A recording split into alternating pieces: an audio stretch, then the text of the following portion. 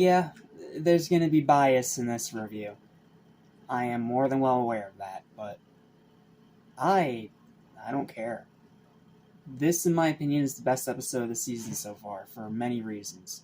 For the comedy, for the timing, for the action, and of course, giving spotlight to my second favorite character in the entire franchise. That is second only to Shadow the Hedgehog.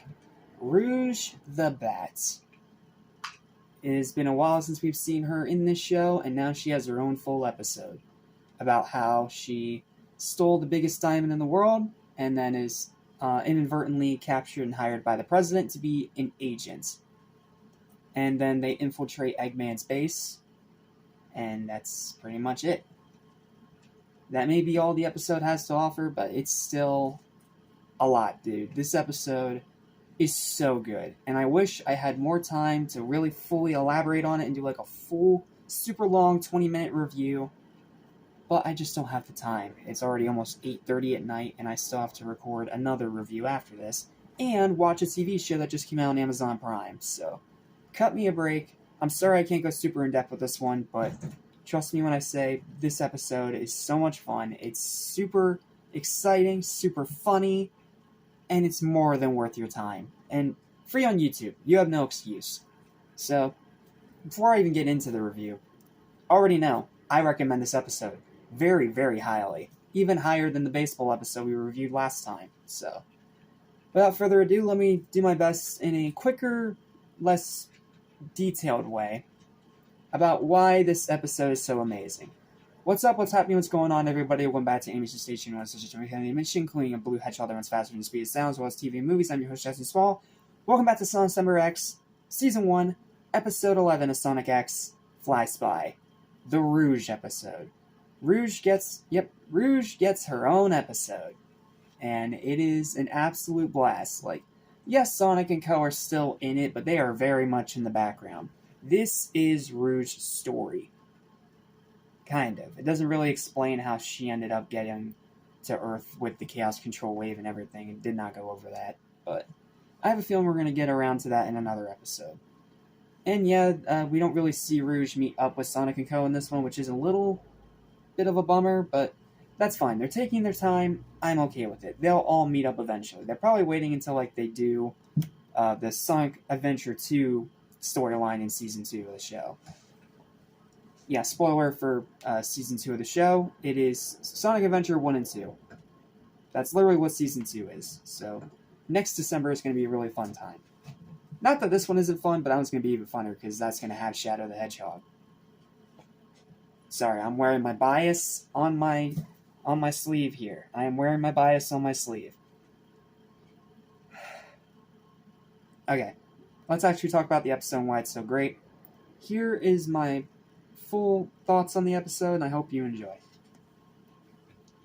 In all honesty, this is the best episode of the entire season so far. Yes, I'm a huge fan of Rouge, her being my second favorite character in the franchise, and also firmly being a fan of Team Dark. Hashtag Team Dark for life. I don't care what Sega says, Team Dark exists. So more than likely a bit biased, but I don't care, this episode's awesome.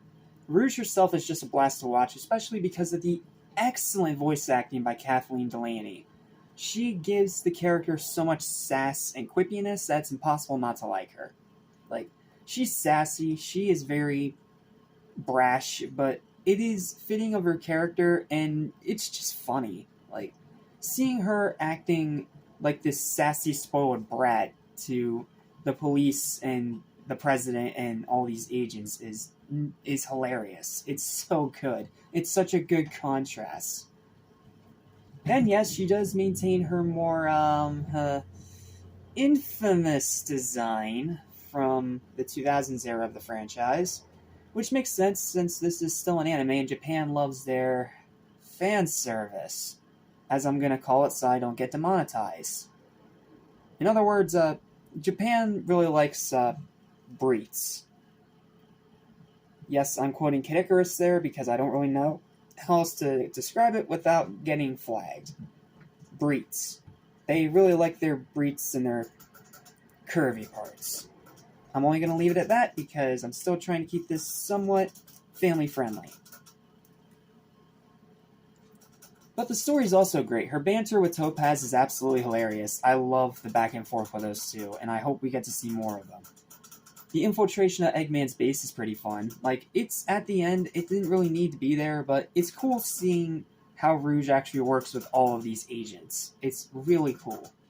The opening is the perfect introduction to her character. It's perfect. The music, the way it's all executed, and it's with her already stealing jewels. Like, it's perfect introduction for this character. The final act is explosive, and I mean that literally. And hearing Rouge's actual theme music in the background is such an amazing nod to SA2. Yeah, all throughout this episode, whenever Rouge is on screen, you hear that jazzy theme that you hear for her in Sonic Adventure 2. All throughout the episode.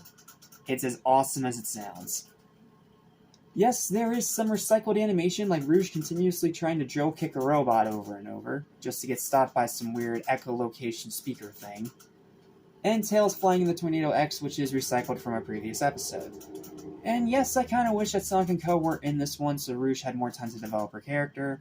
Like, that's my one complaint with the episode. I wish that they just gave the entire episode to Rouge. That way she had more time to really develop her character, or us see where she ended up after the Chaos Control warped them to Earth. But that's just a minor nitpick. But I don't care, honestly, because this is such an incredible episode of the series that I can easily overlook its small issues. It's, for lack of a better term, a true gem that's worth the search for. And just an all-around fantastic watch. Like, if you love Rouge, you're gonna love this episode. Like, this is Rouge as you know her, 100% in character, with her original design, and as anime can ever animate. If that don't sound like fun to you, I don't know what will. Though I will admit this episode also had a bit of a weird ending with Chris and his friend sleeping in class. Yeah, I could have done without that, but still, 10 out of 10 episode. Easy, 10 out of 10 episode. I freaking love this one. I will always love this one. It is one of my favorite episodes of the season, and I wouldn't be surprised if it ends up becoming one of my favorite episodes in the entirety of Sonic X. Awesome freaking episode. Highly recommend it, especially if you are a fan of Rouge and or Team Dark. You're going to love this episode. Highly recommended. Okay. That's it. Now, I technically should review another episode today, but since it's a two-parter, I think it'd be a little easier if I just reviewed it in one big video. So that's what tomorrow is going to be. Tomorrow is going to be one big video reviewing the big two-parter. Not the season finale, the one that happens in the middle of it. So I'll see you guys next time for Beating Eggman, Part 1 and 2.